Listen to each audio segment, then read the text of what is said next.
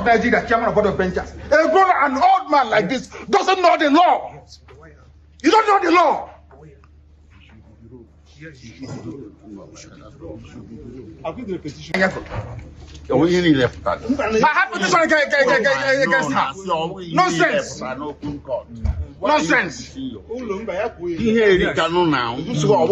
is it when it comes to my case, they turn the law upside down? They turn the law upside down. Upside down. Upside down. The rule. Who are not educated. I am an educated man. I can't show them the petition for the simple reason that if you show it, what the judge said was that the case file. Listen, this is the laws of Nigeria. The prosecution, and this court doesn't know the law. That is the fact. Yes. Poor knowledge of the law is killing Nigeria. Poor knowledge of the law, they don't know the law. This is a federal gazetted law of Nigeria that says here that the chief judge of Nigeria cannot tell Binta Nyeko what to do. It's here. It's your law. Just obey it. That is why I do what I do. I agitate for Biafra. I agitate for Biafra by right to agitate. My right. They turned it from treasonable felony now to terrorism. Stop talking when I'm talking. Sorry.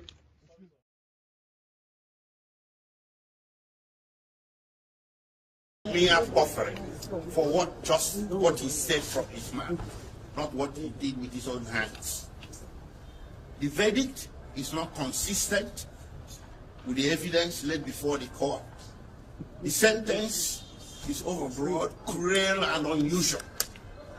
How can you convict a man for making mere broadcasts from a location that was never named, and he never tied that broadcast to any single incident of violence, or even someone slapping someone, not to talk of terrorism? He did all this. He didn't lay any evidence. I don't know where this whole verdict can be grounded in law, logic, or facts. We disagree with the judgment vehemently, and we are going to fight it from here onwards until justice is done.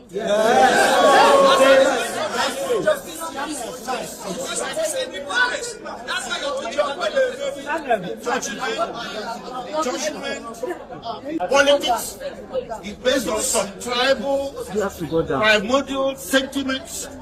Just because Nnamdi Kanu is Igbo. An Igbo man has become the person in Nigeria that should be trampled upon. I'm not saying this because I'm Igbo. I'll say it for the Hausa or Yoruba who gets trampled upon. But today we saw an Igbo man being trampled upon, and by God Almighty, we are not going to allow it. Nobody is going to trample on me. Nobody is going to trample on Nnamdi Kanu. Nnamdi Kanu is not a terrorist. He's a man that was pursuing change. To pursue a separate nation of yours is not a crime. So in Nigeria today, if somebody says don't be silly, you get convicted. Nnamdi Kanu may broadcast, and so what? And you convict him for terrorism for mere words in the Federal Republic of Nigeria. What kind of precedent is being laid? So from here, we are heading to the Court of Appeal. The Court of Appeal is the only court in this country, or the next court in this country, that sits as a jury. We are going to approach justice there to check out what happened in court today. And we are pretty sure the justices will agree with us that today was the symbol of the travesty of justice that everybody has been suspecting all along. If the Court of Appeal disagrees with us, we head to the Supreme Court. But by God Almighty, Nnamdi Kanu is not going to stand convicted. He's going to get overturned. Thank you. First of all, I want to talk to the Igbos that nobody should take laws into your hand. I'm assuring you, this judgment is predicated on anger. Thank God that the judgment was streamed live and everybody watched it. You will see the anger in delivering the judgment. And it's not predicated on law. Now, I also want to let you know that this charge, that the investigation that gave rise to this charge was not investigated. because Nnamdi Kanu's statement, purported statement, was rejected by this court. And they did not tender any document as investigation report. That is to say, the investigation was not, the offense was not investigated. Having said that, also something that happened in court today, Nnamdi Kanu filed a matter in court of appeal. And he's asking, my lord, that particular matter I filed in court of appeal anchored on this particular issue. Please, can you just suspend this judgment? Let court of appeal direct what to do. My lord refused. Now, on the issue of anger, you journalists will bear with Nnamdi Kanu that government, Nigerian government, and the judiciary are not fair to Nnamdi Kanu. What do I mean? Nnamdi Kanu was given judgment by court of appeal. Federal government refused to comply with that judgment given by court of appeal until after 8 days before the appeal against it. When we get to the Supreme Court directed prosecution on what to do. Amend this particular charge. Nnamdi Kanu was saying that, please, can you amend this charge?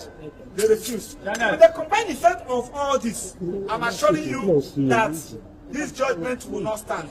And the court of appeal will do justice to it. Now, I also want to plead with judiciary. Nnamdi Kanu is representing himself because the court has given the prosecution a blanket order to detain Nnamdi Kanu wherever they want. They should detain Nnamdi Kanu where we have access to file his appeal, because he has 90 days to file his appeal. And the judge said that the judgment will be ready in the next 15 minutes. I also enjoyed the media. We have the record of proceedings from the day till today. I want you to check the record of proceedings and evidence tendered, reconcile it with the judgments. Now you will now see what we are talking about. You are bringing British into this matter, bringing America into this matter. You are now trying to so that the British and America will be against Nnamdi Kanu. Something that was not an issue, that was never tendered, that was never given evidence on, and they are raising the issue. So this is a judgment against the Igbos. This is a judgment against the good people of Southeast, and it's because of Nnamdi Kanu is an evil. You cannot give this kind of judgment to a northern. You cannot give it to a southwestern. You cannot give it to another tribe in Nigeria apart from the Igbos. And we are going to start against it, because it has happened in this country against some other persons, including Abiola. The Igbos join hands together to fight against it. Why should you be our own time and everybody's sitting at table? It's unfair. We started this trial, and a friend is speaking to you at the because the profession does not allow me to discuss with you what happened in our West of the court. The law does not allow me to tell people what happened to court. But today, we have come to a final end. This guy, your head inside now. Bend down small. And therefore, his head is entering now. His head is inside the shop. I want to appreciate the judiciary. To remember, just last Monday, the president was saying, at any time when Nigeria is in big trouble or things, the judiciary has always come to the aid to salvage Nigeria. Again, the judiciary has salvaged Nigeria from the laws. You are shaking my camera. Prescribed IPOB. The court has also pronounced death sentence on Eastern Security Network, which was the military wing, IPOB. Today, God has brought an end to injustice, oppression, suffered by our brothers and sisters of the eastern states of Nigeria. They will not be able to sleep with their two eyes closed. What is important is that every Nigerian must consider issue of security as his personal business. When you look away, when you compromise, or when you show fear, you are encouraging the miscreants, the vandals, the criminals, terrorists to fester.